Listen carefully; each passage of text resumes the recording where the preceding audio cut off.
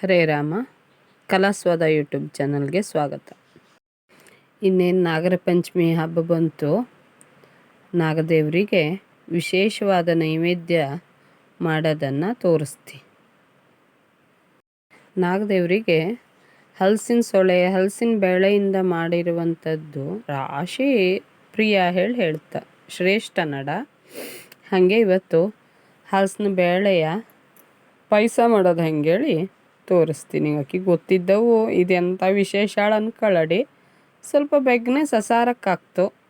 ಈಗ ವಿಡಿಯೋ ಕ್ಲಿಪ್ಪಲ್ಲಿ ತೋರಿಸ್ದಂಗೆಯ ಜಜ್ಜಿ ಬೇಳೆಯ ಸಿಪ್ಪೆ ಸೊಲ್ಕೊಳ್ಳಿ. ಇದು ಇನ್ನೊಂದು ವಿಧಾನ ಸಿಪ್ಪೆ ಸೊಲಿಯೋದು.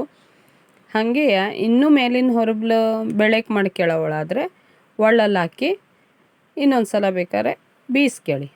ಒಳ್ಳಿದ್ದವು ಇಲ್ಲಾರ ಅದಿಷ್ಟೇ ಸಾಕಾಗ್ತು. ಹಾಗೆ ಮುಂಚಿನ ದಿವಸನೇ ಸ್ವಲ್ಪ ಮಾಡ್ಕೊಂಡು ನೀರಲ್ಲಿ ಹಾಕಿ ನೆನೆಸ್ಕೊಂಡ್ರೆ ಬೇಳೆ ಇನ್ನೂ ಮೆತ್ತಗೆ ಬೇಯ್ತು.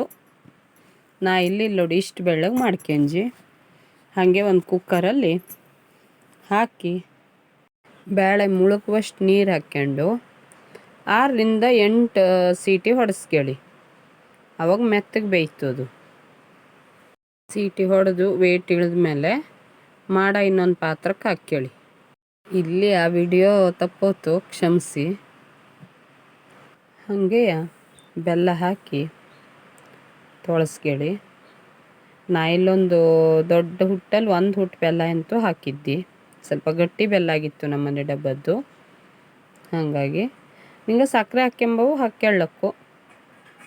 ಬೆಲ್ಲ ಇಲ್ಲೇ ಸಕ್ಕರೆ ಹಾಕೋವಳೆ ಆದರೆ ನೋಡ್ಕೊಂಡು ಹಾಕ್ಕೊಳ್ಳಿ. ಹೋಳು ಜಗ್ದಂಗೆ ಆಗ್ತು ಚಲೋವ ಇಷ್ಟ ಹೇಳಾದರೆ ಇಷ್ಟ ಇಟ್ಕೊಳ್ಳಕ್ಕು.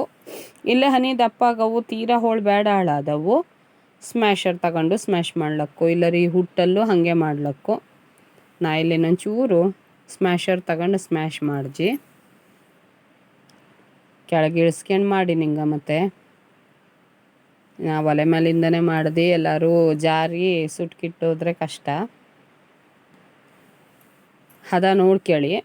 ಬೇಳೆ ಪಾಯಸ ಎಲ್ಲ ಸ್ವಲ್ಪ ಹದ ದಪ್ಪಗಾದರೆ ಚಲೋ ಅನ್ನಿಸ್ತು.